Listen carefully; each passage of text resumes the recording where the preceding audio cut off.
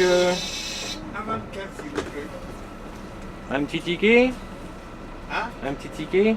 Non, à 24 ans, c'est un... Oh, j'en ai plus. J'en ai plus. Ah bon, Non, non, j'en ai plus. Deux? Ouais, d'accord. Merci. C'est 2 euros.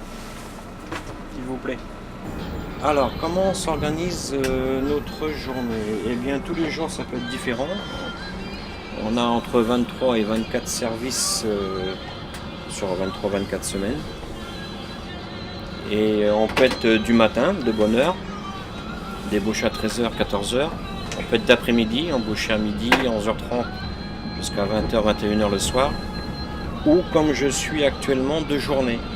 C'est-à-dire que ce matin, j'ai embauché à 7h, j'ai débauché à 9h, j'ai repris à 14h et je finis ce soir à 20h avec une grande coupure entre 9h et 14h. Alors c'est pas trop fatigant, si, c'est fatigant parce qu'on n'a pas le droit à l'erreur. Là, je conduis, vous n'êtes pas à côté de moi, si je freine, je vous envoie dans le pare-brise, je peux vous blesser, vous tuer. Donc on n'a pas le droit à l'erreur. Donc on doit être d'abord en forme, toujours, et toujours anticiper. C'est pour ça que souvent vous entendez les gens qui conduisent des bus, j'ai dormi, ou je vais dormir, ou je suis fatigué. Voilà, parce que au niveau de l'attention, elle est totale. Elle est totale tout le temps. Au revoir. Il y a des gens qui peuvent monter dans le bus ivres. Donc des gens ivres, ça veut dire qu'ils peuvent tomber. Ils peuvent tomber sur les autres. Ils peuvent agresser certaines personnes. Après, il y a d'autres personnes qui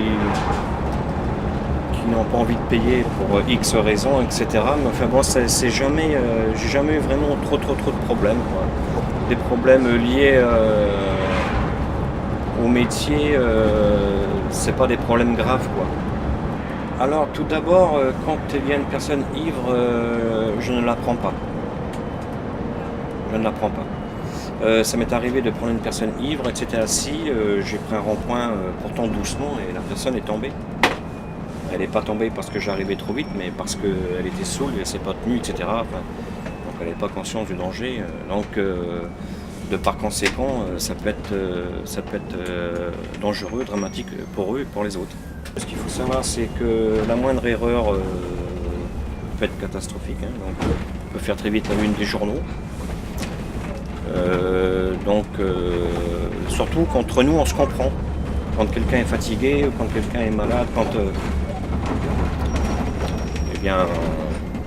quelquefois on aide ou on inverse des services, enfin on s'entraide, quoi.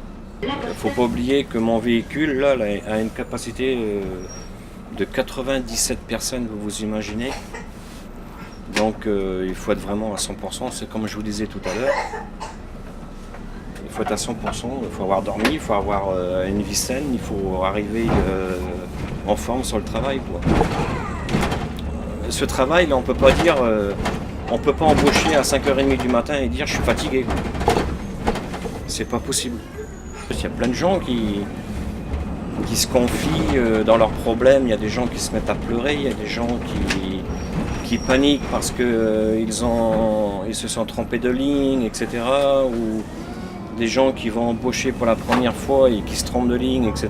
Ça m'est arrivé moi d'appeler un patron pour lui dire que c'était vraiment sincère, quoi, que la personne s'est vraiment trompée de bus, quoi. C'était la bonne ligne, la bonne lettre, mais pas la bonne direction. Vous voyez, donc oui, ça m'est arrivé de lui demander son numéro de téléphone, puis moi-même je vais appeler son patron. C'est des choses qui arrivent. On a une palette de gens complètement hétéroclites et en fin de compte, c'est très agréable d'apprendre des gens, leur métier, ce qu'ils font. D'ailleurs, toute catégorie de gens et tout âge d'ailleurs, que ce soit des jeunes ou moins jeunes.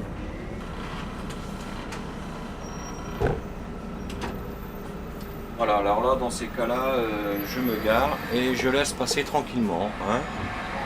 Je fais un petit signe pour assurer le chauffeur qui est en formation. Comme ça, il garde le sourire et tout se passe bien. Il vaut mieux se dire j'ai bien fait plutôt que j'aurais dû. Donc quand on est conducteur de bus ou même de poids lourd, il faut toujours anticiper, c'est-à-dire regarder loin, regarder ce qui ne se voit pas, presque. Il faut être sérieux. Il ne faut pas être sérieux, il faut être hyper sérieux.